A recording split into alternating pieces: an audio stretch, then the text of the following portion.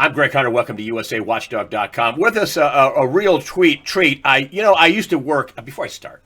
I told this to my upcoming guest. As in the networks, I had this saying at ABC and CNN that I used to have to do the crap, the junk, to get to the good stuff.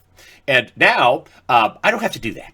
I don't have a boss. I'm the boss. Well, actually, my business partner's the boss, but I don't have to do that. I can just put on the good stuff. So I just put on the people I like and I think have something to say, the good stuff. And the good stuff is John Rubino at dollarcollapse.com, a prolific writer, a smart guy, a published author. Him and James Turk wrote a book about gold years ago. Dollar Collapse, still to this day, one of my favorite sites, been on for more than a decade. John Rubino, thank you for joining us today on USAWatchdog.com. Hey, Greg. Well, good timing, huh? 2020 came in with a bang. Yeah, you're the good stuff, man. You're the good stuff. Thanks. One of the things that you've been writing about is all the things that are good for gold. And listen, war is awful, period. But it is looking like that and all the massive unpayable debt that people are realizing we're never going to pay off. But let's start with the Iran and Middle East possibility of a real conflict heating up. Well, how do you look at this conflict heating up? I know you're not a Middle East expert, but in terms of the financial situation, I mean, we've got a lot of debt, and there's a lot of ways this can go sour. What's your appraisal of what's going on in the Middle East with Iran and the killing of this general and our sending troops and getting B-52 bombers ready on Diego Garcia? What's going on? What's your view?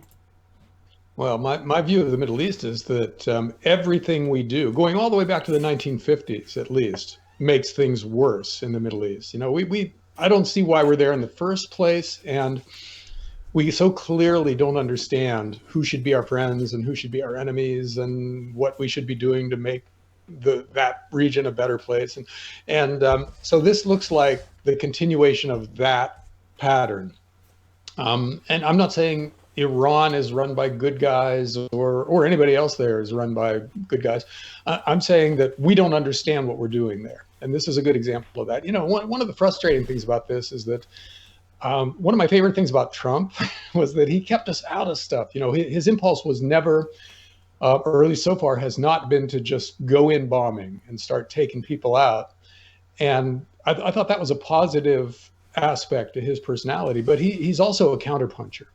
So if you threaten him or insult him or, invade his embassy, he's going to come back with something. And that's what happened this time around. Iran apparently organized the invasion of the U.S. embassy in Iraq. And Trump responded by killing Iran's main general, their most important military leader. Yeah, Soleimani. And so now we have to see what happens because, for the coming monetary reset and what that means for gold and what that means for the rest of the global financial system, you don't need a war to bring that about. Because we're making enough financial mistakes that will get us there in no time flat now, without geopolitical turmoil. But if you add a big war in the Middle East into the equation, then anything could happen going forward. Because here's a scenario that right now is very, very feasible, and that is that we start shooting in the Middle East, and Russia and China, in one way or another, is on the other side of this. They help Iran. While we've got our allies helping us, and we start using some of these next generation weapons that are breathtakingly powerful. Nobody has any idea what's going to happen when we start throwing those things at each other. And the flow of oil from the Middle East is cut off one way or another. Either there's a dirty bomb that goes off in Saudi oil facilities, or somebody sinks a tanker in the Strait of Hormuz. Oil, because of that, spikes to $100, $150 a barrel, and that tips the already extremely fragile global financial system over the edge. And so we get the greater depression or the monetary reset or a hyperinflation or whatever it is that's going to flow from all that sooner rather than later. And that's it's a disaster for virtually everybody when it happens that way. There's a scenario in which we can have the monetary reset, where governments just wake up to the fact that these fiat currencies are unsustainable, and some Sunday night they just announce a return to the gold standard, that would be relatively painless. In other words, the people who trust the governments of the world by holding fiat currencies would lose a lot of their savings, but no cities would be blown up, or huge spikes in oil price causing a depression. Nothing like that has to happen.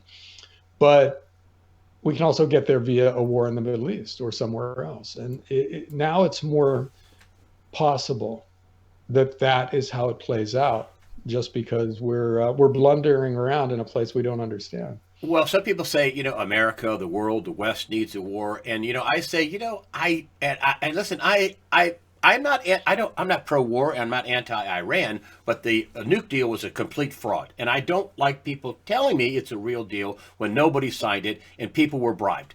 Period. So there should have been a treaty in the Senate.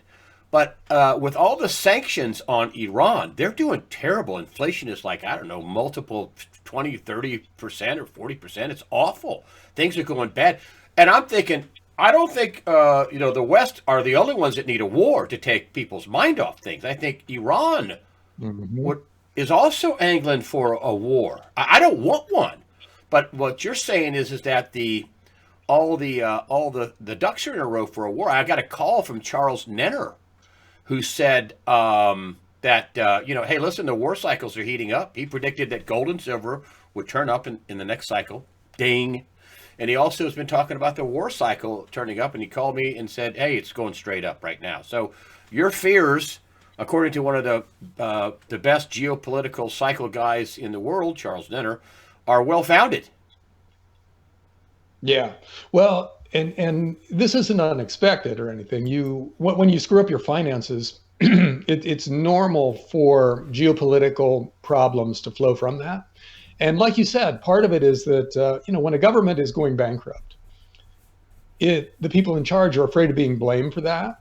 So one of the ways they try to avoid that is by picking on an external enemy and hoping to unify their people, in opposition to this whoever it is that they're picking on. And you see that around the world too right now. The Every U.S. has an incentive to stir up trouble in the world because it detracts or distracts from our domestic financial mismanagement. Iran even more so. It's not so much mismanagement from them, as you said. It's because of sanctions that we have imposed on them that is causing their currency to tank and inflation to spike and people to be thrown out of work. And they could easily see the kind of civil unrest that overthrows that government. But of course, that's maybe our goal. But then you're assuming that we know what happens afterwards. The last time we let an Iranian government be overthrown, we got the Ayatollah Khomeini.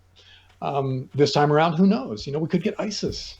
There's no way to know, or an Shia version of ISIS, and there's no way to know how this plays out. So I think the least likely scenario is that civil unrest in Iran leads to the overthrow of the government, which leads to that government's replacement by somebody we really like. That's really unlikely. So it's a mess no matter how you slice it, and it's not contained in the Middle East. All around the world, you're seeing civil unrest, right?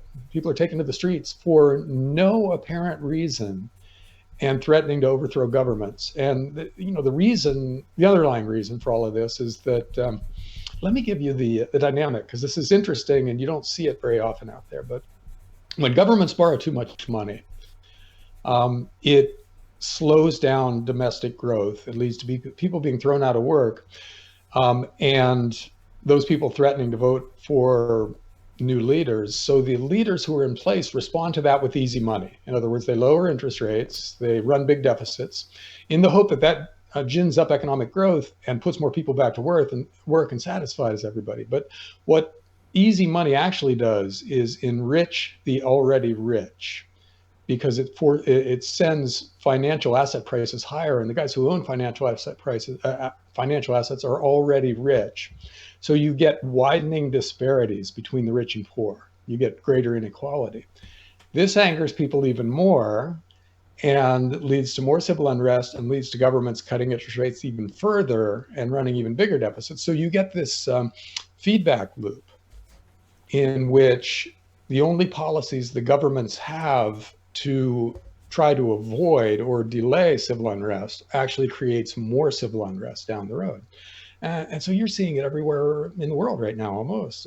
Europe has protests of one kind or another going on all over the place. And Latin America is a huge mess because of this. And even Chile, which is a huge surprise because that was always seen as the kind of middle class, no problems country where we didn't have to worry about them. We never heard about them. They were never in the news. And now they're in a state of emergency with protests going on everywhere because of rising inequality.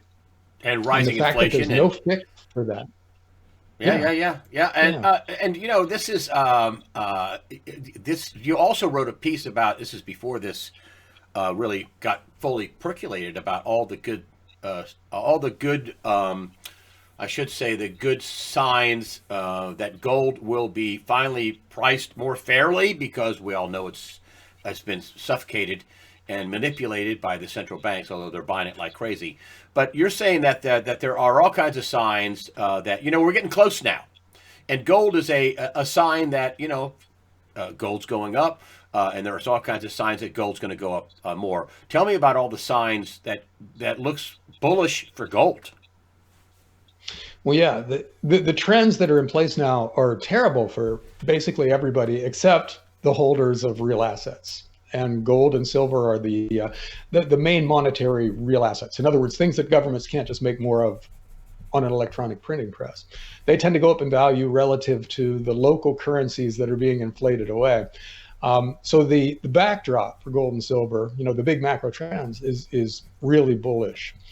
But lately, a few other things have been happening that are good in the moment, and in other words, shorter term trends for gold and silver that are really positive. And one is that, you know, one of the strange things that have happened lately is that rich people who are being further enriched by easy money have been buying all kinds of safe haven assets like fine art and rare wines and vintage cars. And all of those things have soared in price over the previous decade. But in 2019, those things started to roll over. You know, vintage cars are going down in price. Fine wines are too. And fine art is starting to plateau. It's up, but it's not up as much as it had been in previous years. So you're seeing the super rich who have more money than they know what to do with, and more money coming in that they know how to invest now, are looking around and seeing that all the stuff that they bought in the past, which is really hard to store and to choose and to maintain, is not protecting their capital as well as it did in the past. So they're looking around and seeing that pretty much the only thing that's left now is gold and silver. And that's one of the reasons why 2019 was a really good year for precious metals, because it came at a time when these other assets were no longer soaring in price. At the same time, one of the other arguable safe havens is blue chip stocks. In other words, if a company has pricing power and it can grow and raise prices at the same time, maybe that's a great place to hide out, right? In times of monetary stress. But stocks in 2019 went up to record valuation levels. You know, they're as expensive now as they were back in 1999, before the tech stock bubble burst. So they are not a safe haven asset by anybody's standard. And again, that doesn't leave a lot. If you've got a lot of new money coming in that you've got to hide somewhere to keep it away from the effects of ongoing inflation or of wealth taxes or political instability, or, you know, whatever your reasoning is for wanting to park your money in a safe place. Gold and silver are rapidly becoming the only game in town. And you're seeing this around the world as demand for physical bullion goes up, and governments are coming around to that. And now central banks are net buyers rather than net sellers of gold and silver. So you add it all up. And central banks are, of course, central banks are huge buyers of gold, record buyers in 19, 18, 19, set of records from 18 to 19, they're record buyers. we were talking about this on the phone. I said at some point these guys are all going to go, okay, that's it. Let's turn this around and make it go sky high now. We got a bunch of it. I mean, aren't they going to do that at some point? Well, our friend Catherine Austin Fitts has the a theoretical framework that involves something called the breakaway culture. In other words, the super rich, who are who have access to all the best financial tools and all the best technology, and they're a completely separate culture at this point. And they've been harvesting the rest of us. They've been sucking wealth out of the mainstream economy and stashing it in various places. And at some point, Catherine says that they're gonna realize that they've stolen enough, and they're going to want to preserve what they've got. And one of the most important ways to preserve wealth is to redesign the system to have sound money.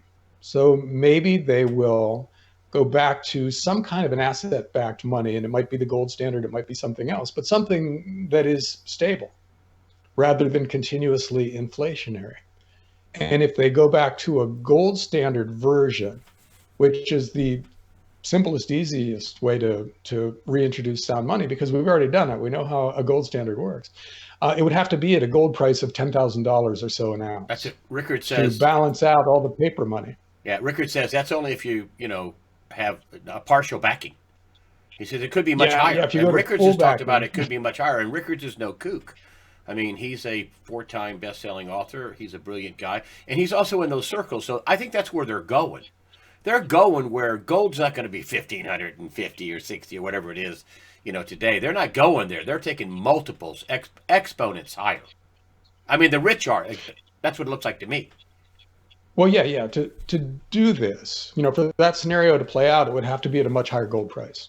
Because if you're going to even partially back the amount of fiat currency that exists in the world, you need a higher gold price in order to do that.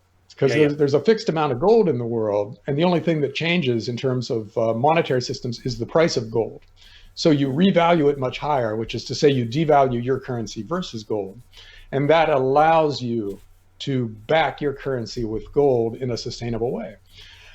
So we basically have two scenarios here. One is the monetary reset that happens via the market in a really unruly way. In other words, inflation starts to spike and the financial markets go crazy, and everybody piles into safe haven assets. And so gold and silver go way up that way. Or some Sunday night, the wisest of the world's governments just announced that henceforth, the dollar is just a name for a certain weight of gold, and maybe 1/10,000th of an ounce of gold. And going forward, the financial system goes on in a sustainable way. And you live through the subsequent turmoil as all the people whose savings accounts really went down in value get it out of their system. Then you've got some civil unrest, but you get through it because the alternative is much, much worse. And what about the huge amounts of cash disappearing from the system? I talked about this in the pre-interview. I get people writing me. I'm not doing a weekly news wrap-up this week, so I'm going to bring in some of this information I would have normally brought it in. I had a couple of people. One guy wrote me. It's a normal guy. I know who he is, actually. I don't want to say who he is. But he says, my local bank only gives me $2,000 at a time. They won't give me any more cash than that. I had another guy write me, different state, different bank, different guy, said, I tried to get $15,000. I mean, that's the price of a good used car these days, 15 grand, 10 grand, okay? And a new car's 30 grand, basically, roughly. And he says, I tried to get 15 grand just before the holidays. And I went to my bank, and they said, we don't have enough money. We have to call another one of our branches. They called another branch and said, oh, sorry, we can't give you that money. No, that'll deplete our assets too much. And they were only going to come up with half of it. And so I guess well, yeah, that's what I'm saying. So I guess that the anecdotal evidence is, and that's not a big, huge trend. I don't have any other research, but the idea here that you're going to be able to just go and everybody's going to be able to cash out when they seize up the system ain't going to happen, folks. Right? I mean, cash is going to also be in short supply in the next. This is going to be part of the reset. Is going to be a credit freeze, right? Your credit card's not going to work. Your debit card's not going to work. That stuff's not going to work, right? Well, maybe not. And well, it kind of looks like we sent all our cash to Afghanistan, doesn't it? Yeah. Maybe that's where that $21 trillion is. Or out in space, who knows? It does seem like things are starting to disappear. In other words, the balances of things like gold and cash are dropping without a good explanation for where they're going. There's no real money trail here that's available to most financial analysts. And obviously, what it is the super rich, the people who actually have access to large amounts of cash and other real assets, are moving them to safe places. One of the booming business sectors in the world right now is those airport asset storage units, which are outside the reach of any given government. They're not on national soil. They're considered stateless. And people are storing their Van Goghs and all the other assets that we talked about earlier. Wow. In those places, because they're, at least in theory, beyond the reach of any one government's taxing authorities. So it could be that that big stacks of cash are starting to show up there now too, and pallets of gold bars. And what does that tell? And what does that tell? What does that tell you? If the things are disappearing, and the super rich is hoarding art and gold bars and silver and diamonds and whatever it is, what does that tell you that they think's coming? Well, it means they're losing faith in the monetary system, and they're buying things that they hope will retain value when fiat currencies lose their value. And that's a completely normal thing. See, we've been through this many times in the past, Greg. Individual countries have screwed up their currencies, and everybody's piled into real assets like farmland and gold and silver, et cetera, et cetera. Then there was some kind of a crash and a monetary reset. That happens all the time on a historical time frame. And it usually goes pretty much the same way. The thing that's different this time is that everybody's doing it at the same time. It used to be one country screwed up their currency in the context of a sound money world where everybody else was on the gold standard. Now nobody's on any kind of a sound money standard. Everybody has an unlimited printing press, and they're all making the same mistakes. Wow. So this whole rich people moving their money out of the financial system phenomenon is happening globally rather than just locally. And that's what makes this different and even scarier than previous monetary screw-ups, because we've never had it happen globally before. And we don't know how it will differ from the Roman Empire's hyperinflation or what the revolutionary French government did in the early 1800s. We don't know how it's going to be different. But because we don't really know where to hide exactly in this kind of a world. So it could be easier to fix, or it could be much harder to fix. And I suspect it'll be the latter. I suspect it'll be a lot more chaotic, because there won't be that many islands of stability in a world where everybody is inflating away their economy or their currencies just at varying rates. So, this is one of those things where you can't fix it as an individual. There's nothing you can do with your vote or with your feet or with your pocketbook that solves the world's problems, because it's going to happen. You can pad regardless yourself, of what we do. You can. We can protect ourselves. Yeah. Yeah. And well, we can tend our own garden, basically. Try to protect our friends and our family and ourselves from the stuff that's coming. But there's nothing we can do to stop it from coming.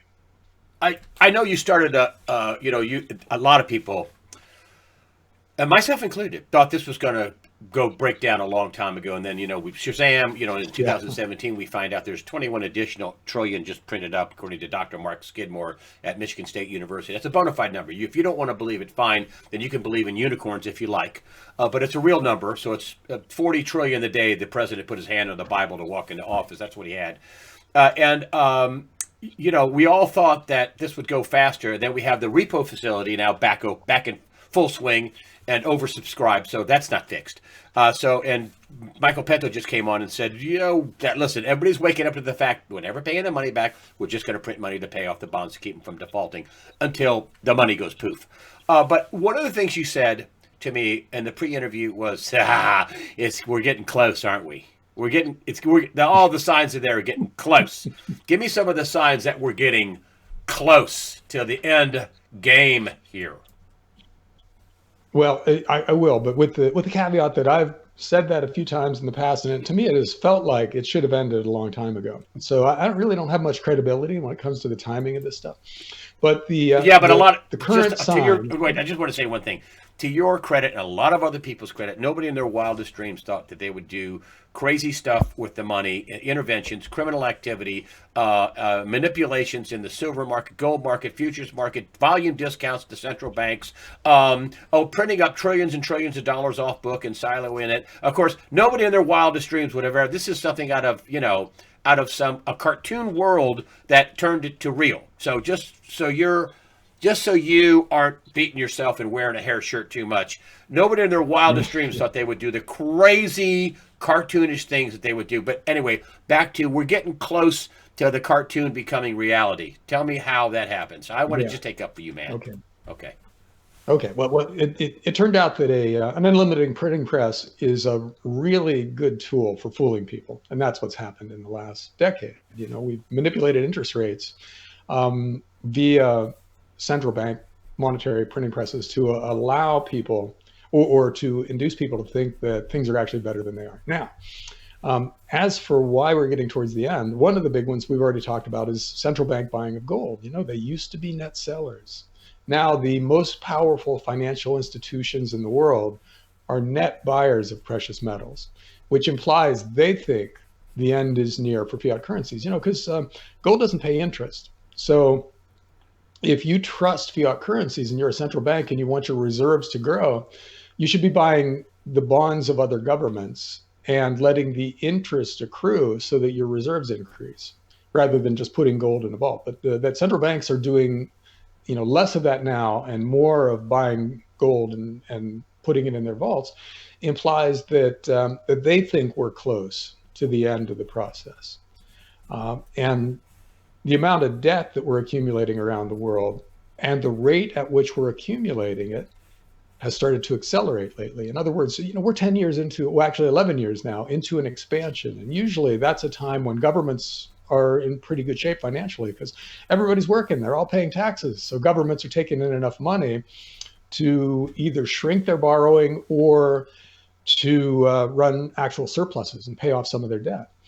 That's not happening this time around. Most major governments are increasing their borrowing. The US is running trillion-dollar deficits and has no plans for scaling that back now. And the same thing's happening in Japan and in a lot of Europe and in China, where governments are expanding their monetary liquidity. They're increasing their easy money policies at a time when they should be cutting back and trying to lean against the wind. So Does that mean implies that they're they not going don't to pay? think it's possible. So does that mean they're not going to pay it back? They're thinking, hey, we might as well. It's like having a credit card. I'm Never. going to file bankruptcy anyway. Let's just max them all out. Is that what the idea is? That's exactly what they're doing. Yeah, yeah. If you think you're beyond the point of no return financially as an individual, there's this impulse to borrow as much money as possible and then go bankrupt and keep as much of that money as you can according to the law. Well, governments of the world are starting to do that now, or they're behaving that way. They're Who knows what they're thinking? But beyond the point of no return. That's what they think. Yeah, where there's nothing they can do to fix the system. And see, the reason for that is that in the US, they tried to scale back in 2018. And they found out that it's impossible. The central bank in the US cannot raise interest rates without the financial markets collapsing. They can't shrink their balance sheets. So they basically gave up. Now they're increasing their balance sheet again, which means they're printing a lot of new currency electronically and dumping it into the banking system in return for financial assets, which the central bank is buying. And the federal government found out that it can't scale back its deficits. It has to increase its deficits going forward. And what's going to happen in the next recession? Because that's when the numbers are really going to become obvious to everybody. Because normally, the federal government doubles its deficits in a recession, and the central bank cuts the overnight lending rate by about 5 percentage points. But so if we enter a recession with the US already running trillion-plus-dollar deficits and the central bank's interest rates already close to zero, then we're going to have $2 or $3 trillion a year deficits and negative interest rates, 2 or 3% negative interest rates. And it's going to be obvious to everybody that that we have reached that point of no return. That we'll never be able to stop this ever. But So the unless, consequences for the dollar. go ahead, go ahead. I'm sorry. Okay. Well, so the consequences for the currency is that official policy going forward will be to make it less valuable year after year. That it's already the case, but people will figure out that that's the case going forward. And then you get, and I know we've talked about this a couple of times in our past interviews, but I'll repeat it. You get the crack up boom of the Austrian School of Economics, where people just lose faith in the currency because they see that the government is going to make it less valuable year after year after year, and that there's no point, therefore, in holding that currency as savings. So as soon as you get some via your paycheck or whatever, you dump it, you buy real stuff. And that sends the price of real things through the roof, which is a form of inflation. And there we go. Then it's game over because it doesn't matter what the central bank does. It doesn't matter what kind of deficits governments run. Nobody trusts them anymore. And so that's really the end game. And the end game involves currencies falling in value, which is basically the dollar collapse thesis and the Austrian economics crack-up boom and the Jim Rickards monetary reset. It's all of these things that people have been talking about for a long time. And we've entered a new stage, which feels like one of the end stages of this process, when governments just give up and don't even pretend to try to control their finances anymore. Well, we're there. So in the next recession, it'll become clear to everybody that that's the case. And then your gold goes through the roof. That's basically the investment thesis that ends with you loading up on precious metals and then riding the inflation and or monetary reset that has to happen because of past mistakes.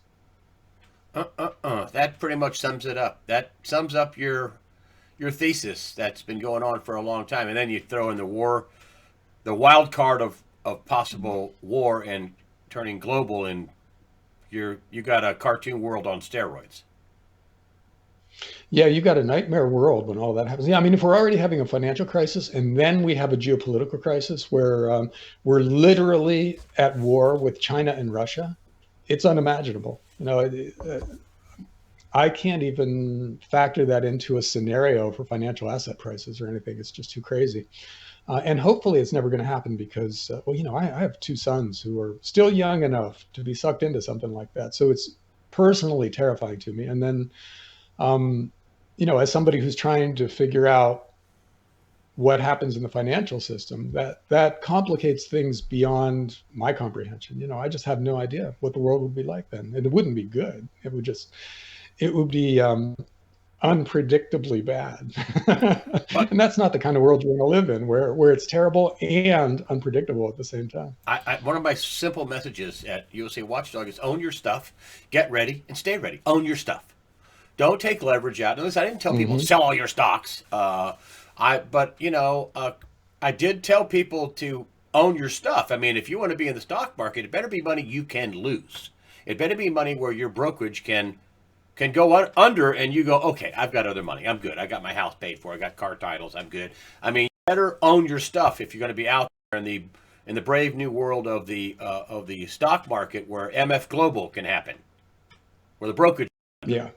Yeah. So you want to be debt free or as close to possible as that, as close as possible to that, and you want to minimize your exposure to the parts of the financial market that can blow up on you, like a bank account where in the future they're going to have bail-ins instead of bailouts, where the bank survives, but it does so by taking big chunks of its depositors' money. So you don't want to have a big bank account with a lot of money in it. Brokerage houses, yeah, financial circuits, and you can't get at the stocks in your Charles Schwab account, Yeah. then do you actually really have those stocks? Certainly not in the short run, and who knows in the long run. And even if you've stored your gold and silver in a vault in Hong Kong, let's say, you don't have it in hand, so it's not a risk-free asset. No, So the you need a Chinese lot of wouldn't go stuff in that there and you take your own. gold, would they? The Chinese wouldn't do that. Yeah, the Chinese might do that next week, and let alone when they're bankrupt 5 years from now. So you have to have bedrock assets that you own that are in and that nobody, most people don't know about, and very few people can take away from you. And that's a intellectually challenging thing right there, because there's no perfect way to store, for instance, gold and silver that makes it risk free. You got to minimize the risks, and you got to diversify in the hope that a big chunk of whatever you're diversifying into survives. And then, the whole peak prosperity thing, I think is very important for people to understand. Chris Martenson and Adam Taggart at Peak Prosperity have a program in which they teach resilience. In other words, not just investing wisely, but structuring your life across the board in a way that allows you to roll with of whatever's coming. And I think that's really crucial. And by the way, that's common sense that we should all be doing. And it's the right way to live. But now more, in good times you can get away with living badly, but in tough times you really need to pay attention to community and self-sufficiency and your health, et cetera, et cetera. All the stuff that you can let slide when you've got a good job and you think the system is going to take care of you. Well, forget all that now. Now you need to pay attention to what you need to do to make sure that you are in good shape. And as I said, that's the way we should be living anyhow. So it's not that big of a burden to have to shift perspective to one that focuses on resilience. But it is something that, given what's happening in the world, we should all be doing now, with the idea of getting there in a year or two, if not less. John Rubino, dollarcollapse.com, prolific writer. You also have an email subscription, which you do not, and I'm only promoting this because I don't sell my list. And I know you don't either. You just drive people to, hey man, I wrote a new article for dollarcollapse.com. You have an email subscription service, is that correct? Yeah. Visit dollarcollapse.com and a box will pop up. You put your email address in there and I'll send you whatever I publish. Yeah, you're a prolific writer. You're a smart guy, prolific writer, and I love having you on as a guest because you, my friend, are the good stuff. John Rubino, dollarcollapse.com. John, thanks for joining us today on USAWatchdog.com. Thanks, Greg.